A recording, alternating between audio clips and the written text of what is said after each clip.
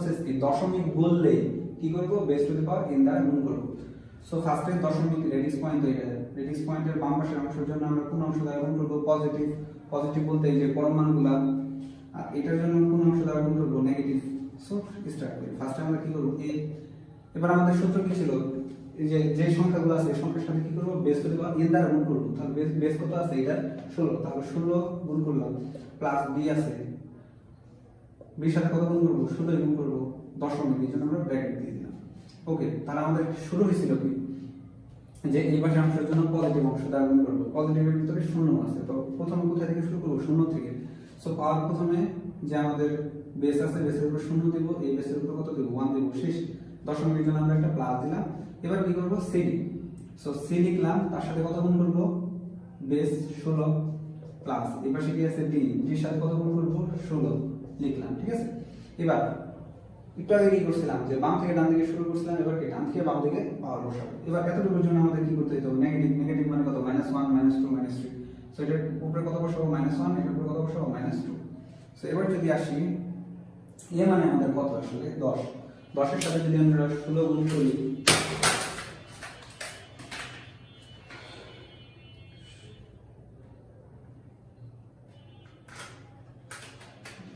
Calculate 16 তারপরে 1 into 10, তাহলে কত আসে 160 প্লাস বি মান কত 11 ইনটু 16 তারপরে পাওয়ার 0, তাহলে আমাদের মান আসে 171। তো এতটুকুর জন্য আমরা বসাই দিলাম 171। দশমিকের প্লাসের জন্য আমরা কি লিখছিলাম, দশমিক। দশমিক বসাই দিলাম। এবার এটার জন্য যদি আমরা গুণ করি, ফার্স্টে কি 16 ইনভার্স 1, তার মানে এটার মান কত, 1/16। এটা একটু ভাঙিয়েই করি আমরা, c into 1/16 plus d into 1/16 square. So এতটুকু যদি করি কত আসে, 171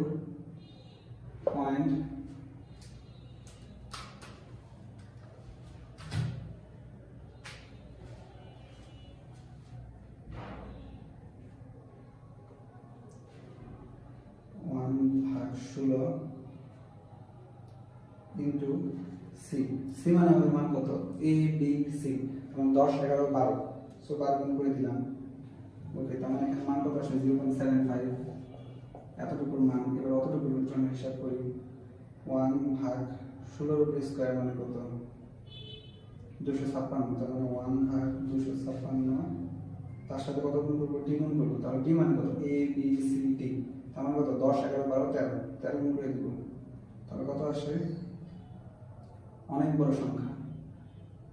সো এটার সাথে 0.75 গুণ করব,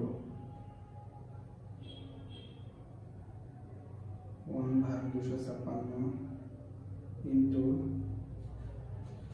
13 প্লাস 0.75, তাহলে কত আসে, 0.8 আসে। শুধু এই বসাই দিলাম, সাথে কোন পদ্ধতিতে রূপান্তর করলাম, দশমিক, এই জন্য আমরা 10 বসাই দিলাম। এই হচ্ছে আমাদের A B point CD hexadecimal দশমিক সংখ্যা রূপান্তর। সো আজকের ক্লাস আমরা টাইপ 1 দিয়ে পড়লাম। টাইপ 1 এর ভিতরে আমাদের কি ছিল, বাইনারি থেকে দশমিকের রূপান্তর, অক্টাল থেকে দশমিকের রূপান্তর, হেক্সাডেসিমাল থেকে দশমিকের রূপান্তর। অর্থাৎ যে কোনো সংখ্যা পদ্ধতি থেকে দশমিকের রূপান্তর করতে বললে আমরা কি করব, base to the power n দ্বারা গুণ করে দেব। এটাই আমাদের মাথায় রাখতে হবে, এটাই সূত্র। সো এই সূত্র যদি মাথায় রাখতে পারি, তিনটা টাইপের ম্যাথ আমরা খুব সহজেই করতে পারবো, ঠিক আছে। সো এটা আরেকটা জিনিস একটু মাথায় রাখতে হবে, সেই জিনিসটা কি, দশমিকের বাম পাশের অংশগুলোর জন্য ধনাত্মক অংশ দ্বারা, মানে বেসের উপরে ধনাত্মক যে অংশ আছে ওগুলো দ্বারা গুণ করবো 0 সহ, এবং বাম থেকে ডান পাশের অংশগুলোর জন্য কি করবো, ঋণাত্মক অংশ দ্বারা গুণ করবো। সো আজকের ক্লাস এই পর্যন্তই। নেক্সট ক্লাসে আমরা টাইপ 2 করবো, অর্থাৎ দশমিক থেকে যে কোনো সংখ্যা পদ্ধতিতে রূপান্তর করতে গেলে আমাদের কি প্রসেস, সেটা হচ্ছে আমাদের কি টাইপ 2 ক্লাস আছে।